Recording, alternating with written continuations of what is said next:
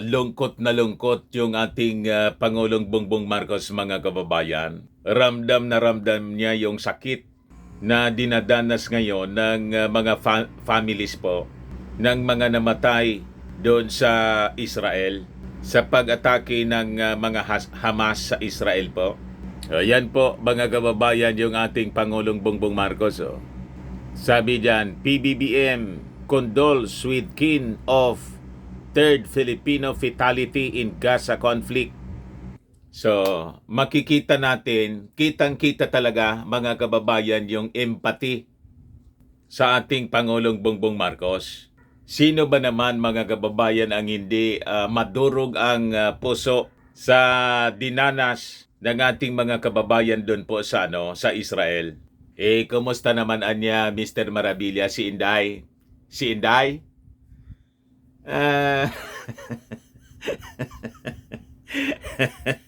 Si Inday po, nakita ko nga, umakyat ng bundok. Doon sa Cebu, nagpakalat po ng picture. Bakit anya, Mr. Maravillas, umakyat ng bundok? Nagre-relax siguro kasi na-stress masyado sa... Na-stress masyado, mga kababayan, doon sa issue ng confidential funds. Ngayon si Inday, umakyat ng bundok yung Osmeña Peak, mga kababayan, sa Cebu. Paraan niya, Mr. Maravilla, si Inday, detached sa mga pangyayari sa mundo. Sige po ang pakyot. Relax na relax, mga kababayan, nasa bundok. Habang yung ating Pangulong Bongbong Marcos, busy sa pag-asikaso sa mga kababayan natin sa Israel. At iyak ng iyak dahil sa dinanas ng ating mga OFWs. 3 na po yung patay. Ayan po, nakikirama yung ating Pangulong Bongbong Marcos sa family ng mga namatayan doon sa conflict sa Gaza, sa Israel. Kontrast niya, Mr. Maravillas, ang pagkatao ng dalawa. Magkaiba ng mundo po. But before kong ibigay sa inyo, mga kababayan, yung mga detalye, yung full story na mga balitang yan, click subscribe muna dito sa ating YouTube channel and hit the notification bell para lagi po kayong updated sa mga kaganapan sa ating bayan at sa buong mundo. Like and share na rin po ninyo ng ating video at wag na rin po ninyo na skip yung ating mga commercial ads para tuloy-tuloy ang pag-unlad ng bagong Pilipinas. By the way, mga kababayan, i-announce ko na pala. On Saturday, October 21 po, 4 o'clock in the afternoon, grand launching na namin po ng Colossal Fitness Gym. Isama ko na pong i-announce. May bisita po kami from Metro Manila. So watch for the grand launching po ng Colossal Fitness Gym. October 21, 2023, 4 p.m. po with special guest from Manila. Ang Colossal Fitness Gym po is located at 3rd floor Security Bank Building, Lanco Business Park, Legazpi City, Albay. For inquiries po, look for yung anak kong eldest son, Jilon Maravillas. Contact number 0966-802-0949. Salamat po. To God be all the glory. Ayan po, nakakabit na yung signage. Yan po, buong 3rd floor yung occupied namin, yung rooftop, roof deck, okupado pa namin po, mga kababayan. Kami yung pinakang malaki na yata dito sa Albay. Ayan po, napakaganda ng building, di ba? Ayan ang loob po. Marami na po yung mga nagdi-gym. Tuloy-tuloy lang po ang negosyo. Business as usual. Kahit during the grand launching sa Sabado. Yung gusto na mag-gym lang po kayo. Tapos sama kayo po sa sa kasayahan. Ayun po, mga kababayan. Ayan po yung anak ko, tapos si Mrs. Yung anak kong isa, si Queenie. Tuloy-tuloy lang ang lista ng mga gustong mag-member sa gym.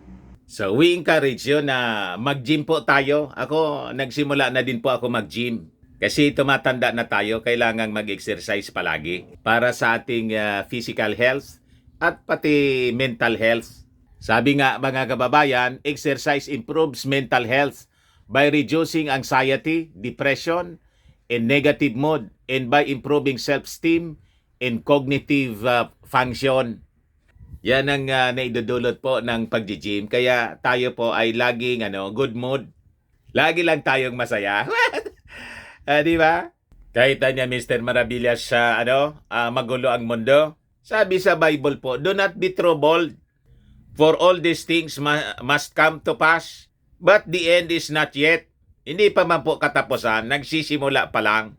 Parang yung sabi ni yung warning ni Netanyahu sa mga Hamas, this is just the beginning. Kaya yung mga residentes doon po, mga kababayan sa Gaza, nagsisipag-takas na. Binigyan sila ng 24 hours to live in preparation po sa ground invasion na parang nagsimula. Tapos na yata yung plazo, ground invasion ng Israeli army. O yan ang mga balita ngayon. Escape from Gaza.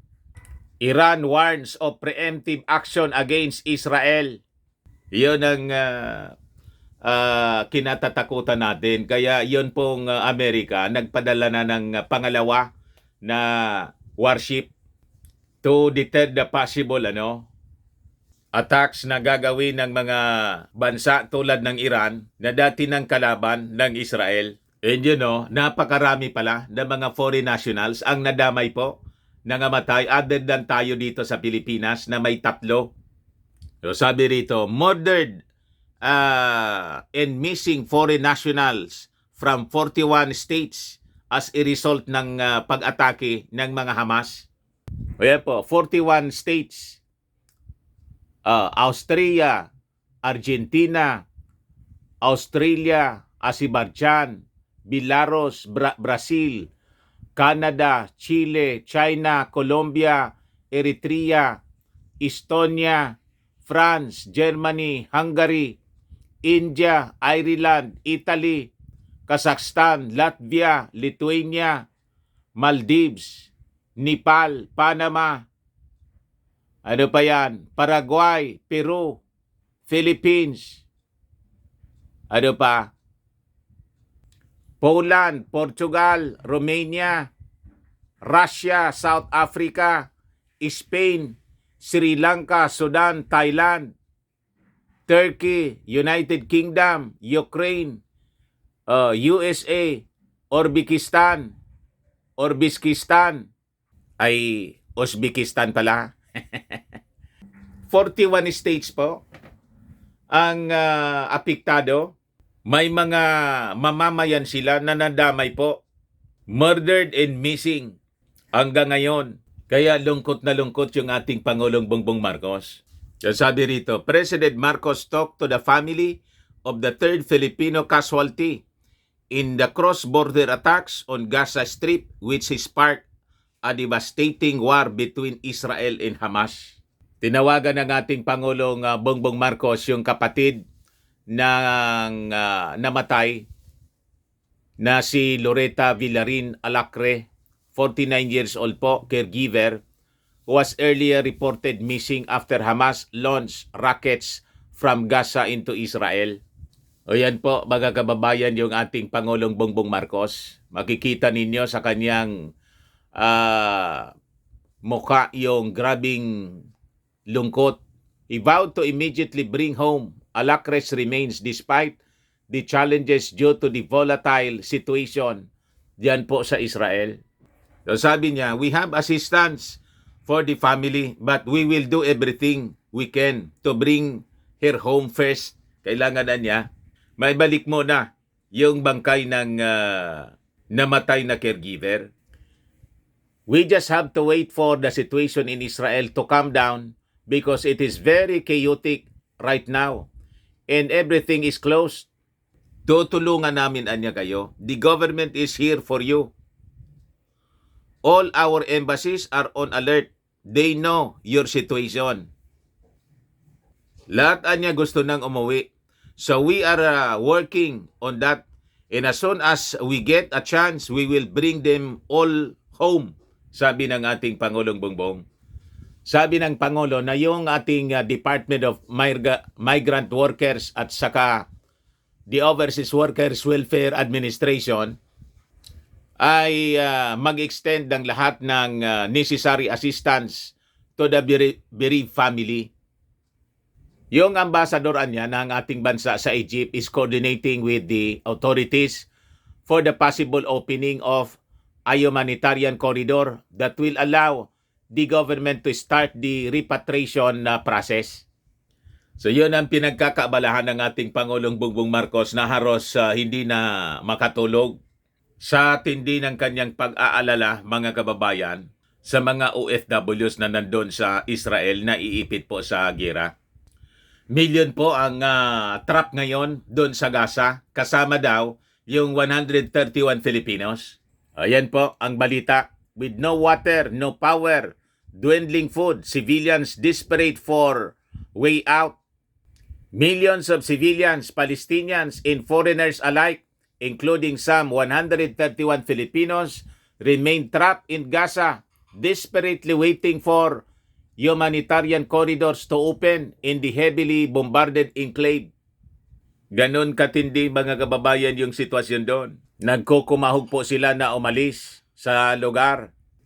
Laden with suitcases, plastic bags, or even mattresses, inhabitants of northern Gaza were frantically fleeing to the south after Israel's warning to vacate before its major offensive. The two main crossings in and out of Gaza for civilians have been closed. Erez at the northern side of Gaza at saka yung Rafah sa northeast Egypt. Sinabi kasi, mga kababayan, ng Israel kahapon na there was no temporary truce to allow aid in or foreigners out of the Gaza Strip, where scenes of panic, anger, and despair were at every corner. No electricity, no power, no internet. I feel like I'm losing my humanity. Sabi po ni Mona Abdel Hamid, 55 years old, who fled Gaza City to Rafah in the south of the enclave where she is staying with strangers. Ganon, mga kababayan, ang pangyayari doon sa Israel ngayon. O yung Amerika, nag-deploy ng 2 aircraft carriers dyan po sa Mediterranean Sea bilang paganda, mga kababayan, or deterrence, baka umatake yung Iran, pati yung Syria at saka yung Hezbollah sa Lebanon. So sabi rito, U.S. Secretary of State Antony Blinken returned to Israel Monday ahead of a looming ground offensive to destroy the Hamas Islamist group that rules Gaza, and emphasized that civilians should not have to suffer for Hamas atrocities. Foreigners have flocked to Rafah in the hopes of being let out after Blinken said he was confident the crossing will be open for aid into the Strip. Reeling from the deadliest attack in its history, Israel unleashed a relentless bombing campaign of the Gaza Strip that flattened neighborhoods and killed at least 2,750 people, mainly civilians. Ganon katindi, mga kababayan. Buildings are in ruins because of continued bombings. Matindi po ang mga pangyayari. Israel-Hamas war updates, Israeli water supply move a distraction. Yan po. Grabe yung kaguluhan po doon. Pro-Iran resistance could preemptively attack Israel. Iran foreign minister warns. Observers fear that Hezbollah joining war against Israel could cause devastation in Lebanon and regional escalation. Yan ang mga sinasabi natin. The fear for possible regional conflict and even World War III. Kaya po yung Amerika nagpadala na po ng 2 warships po sa Mediterranean Sea. Ayan pa, humanitarian aid stuck at the Gaza border as WHO warns of catastrophe. Mapping protest held in solidarity with Palestine. Tens of thousands of protesters in cities around the world have called for an end to Israel bombing of Gaza. So buong mundo po niyayanig ng gira sa Israel. Pati nga tayo, gusto nating umiwas sa gulo, kaya lang damay tayo. Ang kailangan gawin natin ay mag-ready tayo, mga kababayan. Bakit niya Mr. Maravillas? Napakalayo tayo, malayo naman tayo sa Israel. Anong malayo? Ito yung balita ngayon. Hamas tried to infiltrate Philippines in 2018-2022, sabi ng National Security Council. Kita ninyo, mga kababayan, kaya tama na yung confidential funds ni Inday po ay inilagay sa mga security agencies natin. Imbis sa kanya sa DepEd at sa Office of the Vice President. Pati tayo pala, sinubukan na ng mga Hamas na i-infiltrate noong 2018 pa at saka last year. Kaya lang niya Mr. Maravillas, galit yung mag-ama. Nagwawalaan niya yung mag-ama. Inaway po yung Kongreso. Ito yung balita sa Philippine Star. Mga kababayan ngayon, 2 alleged operatives of the Hamas militant group now at war with Israel were in the Philippines and attempted to operate and ally themselves with local extremists noong 2018 saka last year. Sabi po ng National Security Council. You see, NSC Assistant Director General Jonathan Malaya said, one was a bomb expert who was arrested and deported 5 years ago. Matindi po. We saw there was intent by Hamas to launch activities in the Philippines. In fact, in 2018 there was a Hamas bomb maker that was arrested by the Philippine National Police and deported to Turkey. And also, last year, sabi niya, there was an operative that talked to local extremist groups in order to operate in our country. Sabi po niya sa Bagong Pilipinas Ngayon public briefing. Malaya revealed that based on the investigation ng police, the Hamas operatives who tried to infiltrate the country had 4 main goals. Ano daw yung objectives nila dito? Number 1, patayin yung mga Hudyo dito sa Pilipinas. That was the plan niya. Second, raise funds. And third, to use social media to spread their propaganda. In one more, to stage rallies at embassies and different places to create apparent disunity or chaos. Ganon kalawak po yung network nila, buong mundo.